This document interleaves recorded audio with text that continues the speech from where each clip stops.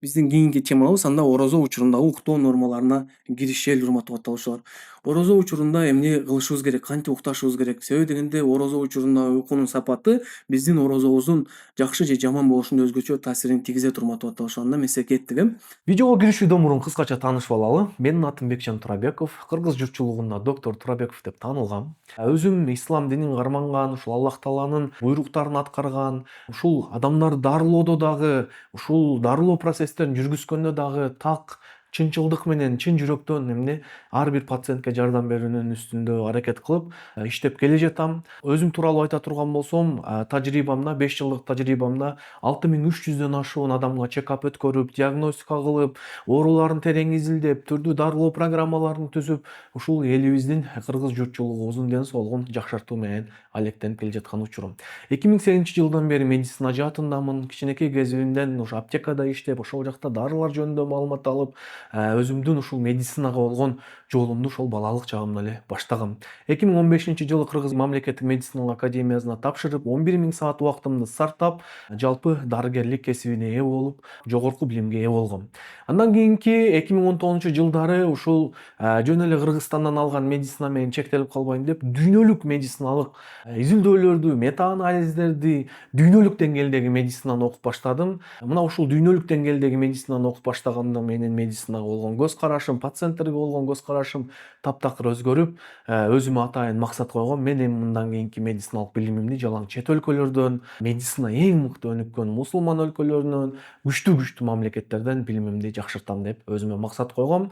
Кудайым буйруп, Аллах Таала буйруп, бир нече мамлекеттерге барып, мисалы Турцияга барып, Стамбулдун Медипол мега астанасы деп аталган университеттеги эң чоң масштабдуу клиникадан өзүмдүн тажрыйбамды жакшыртып, квалификациямды жакшыртып, Катар шаарындагы Зевью клиникасына барып, ал жактан түрдүү чет өлкөлүк врачтар менен, коллегалар менен пикир алмашып, билим алмашып, өзүмдүн квалификациямды жакшырткам. Ошондой эле азырга чейин дагы окууну токтотпой, ар дайым билимимди жакшыртуу менен, ар дайым жаңы мета-анализдерди окуу менен, клиникалык изилдөөлөрдү окуу менен өзүмдүн ишмердүүлүгүмдү жүргүзүп жаткан учурум. Бул болсо менин ушул медицина жолунда жетишкен тастык тамаларым, көз жүгүртүп койсоңуздар болот. Өзүм кыргыз журтчулугунда мусулман врач катары таанылып, азыркы учурда Instagram баракчамда 370 000 адам, YouTube каналымда бүт ушул соц тармактарда кыргыз эли далилденген медицинанын негизинде түрдүү пайдалуу маалыматтарды алып келе жатышат. Эми сиздер менен вебинарыбызга кирише берели. Так, биринчи орозо учурунда туура уктоо өтө маанилүү нерселерден болуп келет. Биз орозо учурунда именно 1 ай бою полифазный сонду колдонобуз, урматтуу аталыштар. Полифазный сон дегенди көпчүлүгүңүздөр уксаңыздар керек. Эгер ким уккан болсо жазып коюңуздар. Бул көп фазалуу уйку нормалары. Бул кандайча жүрөт? Буну кантип кылыш керек? Эмне себептен именно полифазный сон колдонушубуз керек? Ушул нерселерди мен сиздерге азыр кыскача баяндап берем, урматтуу аталыштар. Себеби дегенде, урматтуу аталыштар, бул жерде эгерде биз полифазный сон менен практикалап этпей турган болсок, анда биздин орозобуз только уйку менен эле өтүп кетүү коркунучу бар, урматтуу аталыштар. Эми эмне кылабыз? Биринчи эмне кылдык? Ушундай көп фазалуу уйку нормаларын ишке киргизебиз. Эң алгачкы уктоо намаз, таравих жана башка ибадаттарын кылып бүтөбүз. Мисалы, бүттүңүз, баарын жеп бүттүңүз. Эң алгачкы уйку эмне?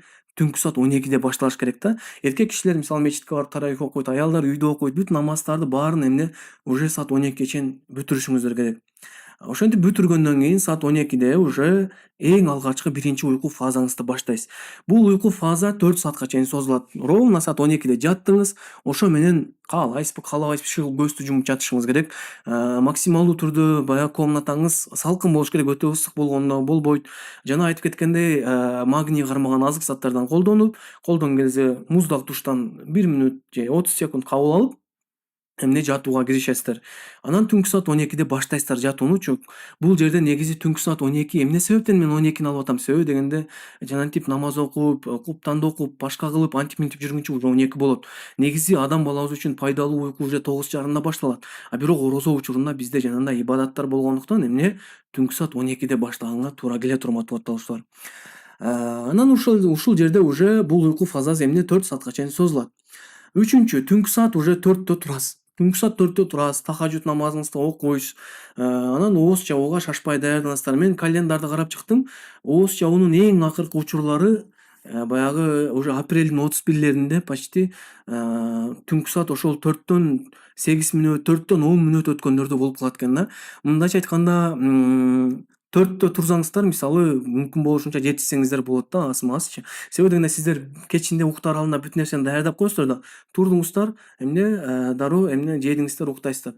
Анан эгерде жетишпей калып жатсаңыздар болот, анда уже 3:30 турганга аракет кыласыздар да. 3:45 же 3:30 турганга аракет кылып 10-15 мүнөт эмне андай деле чоң мааниге ээ эмес, урматтуу аталышар. Ошентип 4-тө тахажжуд намазыңызды окудуңуз, оозуңузду шашпай даярданып, анан фажр намазын окуп күндүн чыкканына чейин уктаганга аракет кылыш керек. Бул өтө маанилүү. Көпчүлүк адамдар тарс тахажжудун окуп, оозун жабат дагы фажрды эптеп уйкусура окуйт дагы ошол бойдон уйкуга кетет. А сиз колдон келишинче уктап аракет жасаңыз, эшикке чыгып базыңыз, именно ошол баягы күн жаңы чыгып келе жаткан учурларды пайдаланып, ошол учурларда Аллах Таалага дуа кылып, күндүн чыгуусун тосуп алып, күндөн дагы пайдаланып, эмне ушундай нерселер жасаганга аракет жасаңыз. Ошентип анан сиз 4 саат бою уктабайсыз, жатасыздарбы? Ошентип түнкү саат 4-тө турдуңузбу? Болду, 4 саат бою сизде лучше уктабаганга аракет жасаңыз. Анан саат 8 болот. Сиз 8ге чейин уже духа намазыңызды окуйсуз, ибадаттарыңызды кыласыз, сурай турган дубаларыңызды сурайсыз, кыла турган кээ бир иштериңизди именно күн салкын учурунда кылып бүтүп аласыз. Жатасыздарбы? Постепенно кылып бүтөсүздөр да, анан саат 8де уже баягы полифазный сон уже башталат. Ушул жерден уже ар бир 4 саат сайын эмне 30 мүнөттөн уктоого аракет жасаш керек. Мына биринчи уктоогуңуз ушу менен саат 8:00 баштап 8:30 чейин эмне 30 мүнөт уктоо. Анан бул жерде сиздер мага минтип айтышыңыздар мүмкүн: доктор, биздин ишибиз бар, биз деген жумушта иштейбиз, биздин жумуш 7:30 башталат, андай мындай деп. Мен бул жерде сиздерге эч кандай жардам бере албайм. Мен сиз бул жерде орозо учурунда жок дегенде иштерди азайтып, атайын эс алуу алып, ушул орозо учурунда ушул эрежелерди жасап, орозону өткөрсөңүздөр, бул өтө маанилүү.